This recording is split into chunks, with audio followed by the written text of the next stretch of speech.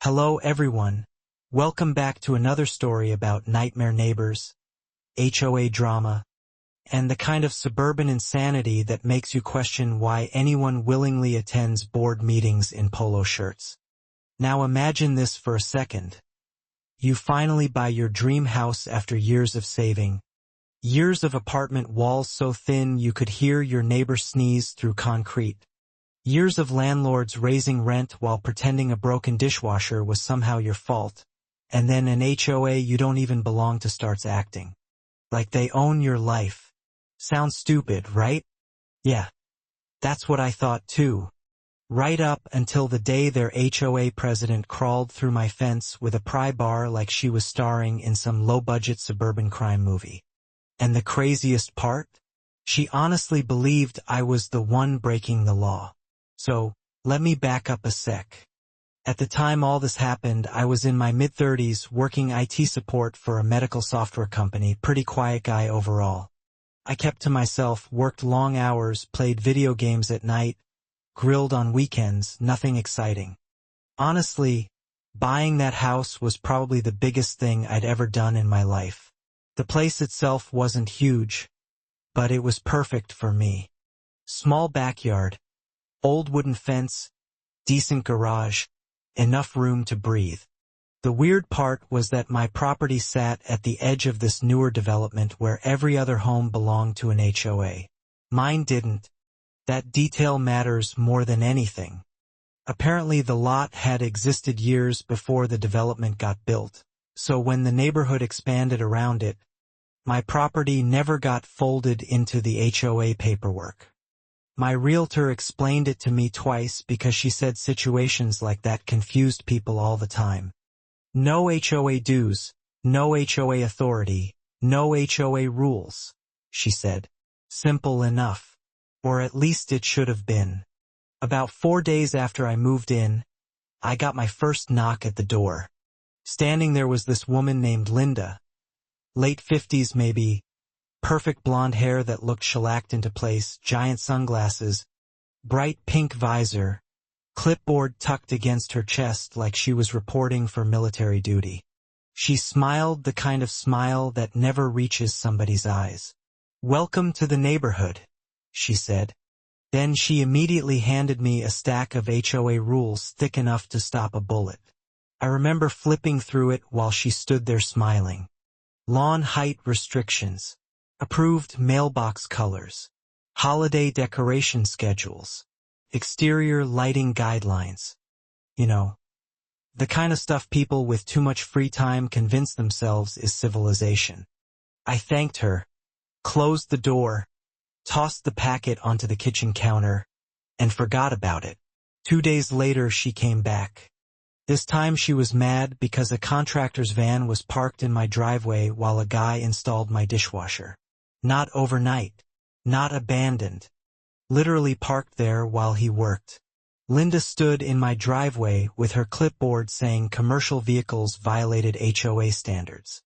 I actually laughed because I thought she was joking. She wasn't. I explained, politely at first, that I wasn't part of the HOA. She gave me this little tight smile and said, "Every home here is part of the community." That phrase became her favorite weapon. Every home. Every home. Every home. Didn't matter how many times I explained the legal situation. She acted like if she repeated herself enough reality would eventually surrender. And over the next couple months, things got weird fast. I'd come home from work and find handwritten notices tucked into my mailbox with certain words highlighted in red marker like some serial killer. Ransom note. My grass was supposedly too tall. My porch light was too white. My garbage bin was visible from the street. At one point she complained about my garden hose. My garden hose. She even took pictures of my front yard and printed them out with arrows pointing at things she didn't approve of. I wish I was exaggerating. One afternoon she knocked on my door holding a photo of my autumn wreath. And I swear to God she said, "This wreath appears seasonally confused." Seasonally confused. I just stared at her thinking, "Lady, do you hear yourself? Eventually I stopped responding entirely. That's when she escalated. She called the police on me twice. The first time was because I had a fire pit going in my backyard while drinking beers with two friends on a Saturday night. The officer showed up, looked around, saw three exhausted grown men eating burnt hot dogs, and basically said, "Have a good night, guys." The second time she reported an unregistered commercial vehicle. It was my company van, perfectly legal. The responding officer looked absolutely drained when he realized who had called. He actually sighed and muttered, "Oh, her again." That's when I realized Linda wasn't just bothering me. She was bothering everybody.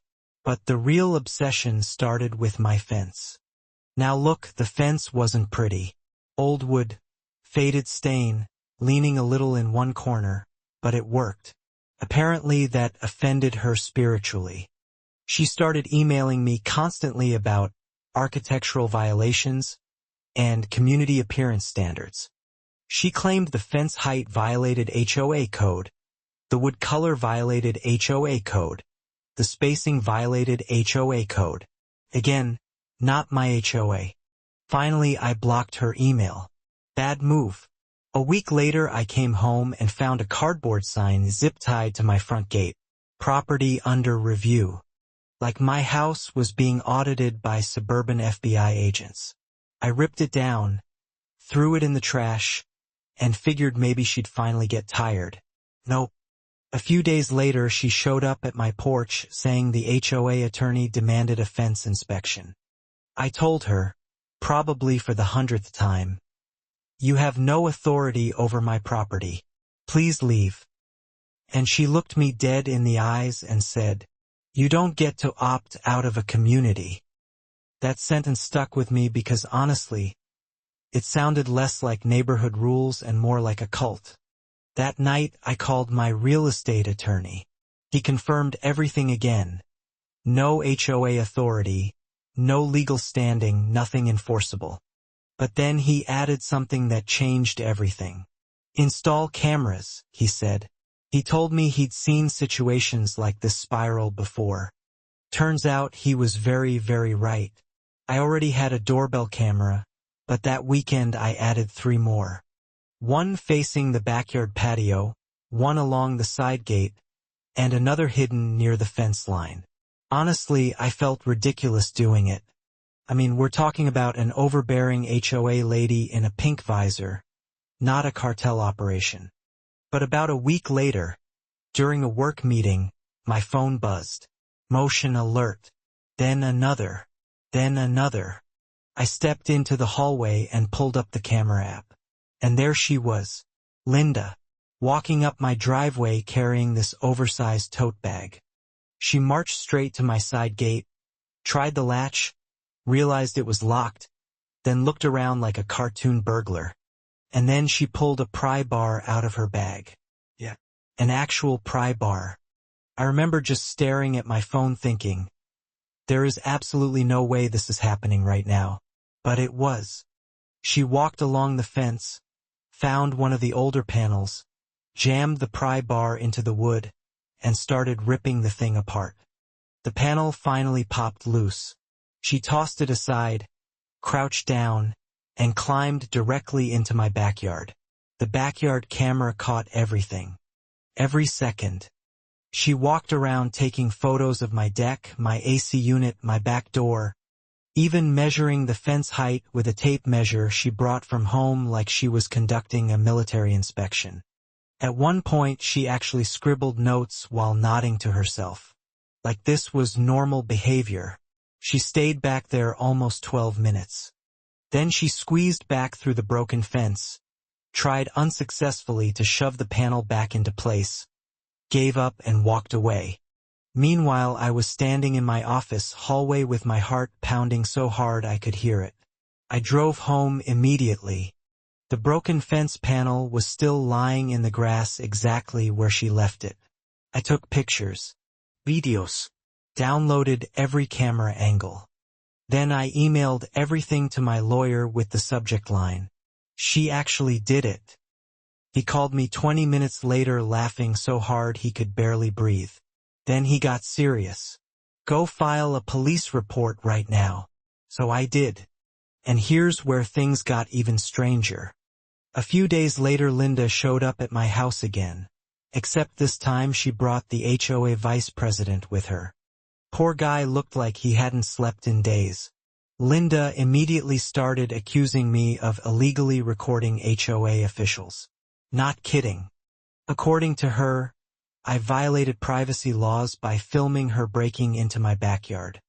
The vice president kept shifting awkwardly beside her while she talked, and I could literally watch the realization spreading across his face that maybe, just maybe, he'd backed the wrong person. I asked him one simple question. Did you actually watch the footage? Silence. That told me everything.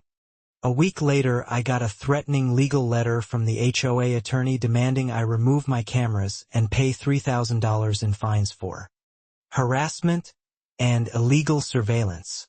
I'll be honest, even knowing they were full of crap, opening that letter still made my stomach drop. Because legal threats feel real. That's the point. But my lawyer absolutely shredded them. His response basically said, 1. My client is not part of your HOA. 2. Security cameras recording private property are legal. 3. Your board president is currently under police investigation for trespassing and property damage. And then he attached screenshots from the footage. You know what I mean? That's the kind of email that ruins somebody's entire week. Now here's the twist nobody told me. Apparently Linda already had a reputation. One of my neighbors, this older HVAC guy named Carl, pulled me aside one evening and quietly explained that half the neighborhood hated her. According to him, she'd harassed multiple homeowners over the years, gotten sued once already, and basically ruled the HOA through intimidation because nobody wanted the headache of fighting back. But this time she'd gone too far. The HOA board split into factions almost overnight. Some wanted to settle quietly. Others doubled down because admitting Linda was wrong would expose how badly they'd mishandled everything. And unbelievably, they actually sued me. Yeah. They officially filed the lawsuit. At that point, my lawyer countersued for trespassing, property damage, harassment, emotional distress, the works. And once the HOA attorney finally saw the full footage, everything changed.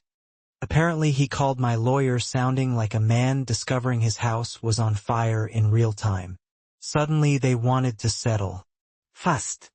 But by then the criminal complaint was already moving through the system and couldn't just disappear. Over the next couple months the HOA absolutely hemorrhaged money fighting a case they never had any chance of winning.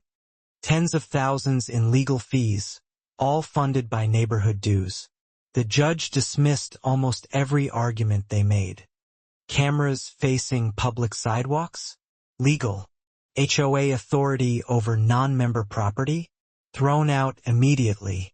Eventually they folded. Completely. They dropped every claim. Paid for my fence repair. Paid my legal fees. Issued a formal written statement acknowledging my property was not under HOA authority. And Linda? She got hit with community service, a fine, and a no-contact order. She was also forced to resign from the board. I still remember watching her walk out of that final hearing clutching her little folder against her chest while refusing to make eye contact with anyone. Honestly, it felt cinematic. Like the final scene of one of those courtroom movies where the bully finally realizes the entire room stopped believing them. A couple months later she moved away. Nobody seemed sad about it. The funniest part is the HOA suddenly became incredibly polite afterward. The new board president even stopped by one afternoon to invite me to a neighborhood barbecue. No threats. No clipboard. No lectures about wreaths. Just normal human behavior, which honestly felt more shocking than the lawsuit. And even now, every time my backyard camera sends a motion alert to my phone, Part of me still expects to see a pink visor crawling through my fence with a pry bar. Yeah, that happened. So now I'm curious, if you were in my position, would you have settled quietly once the HOA backed down? Or would you have pushed all the way like I did?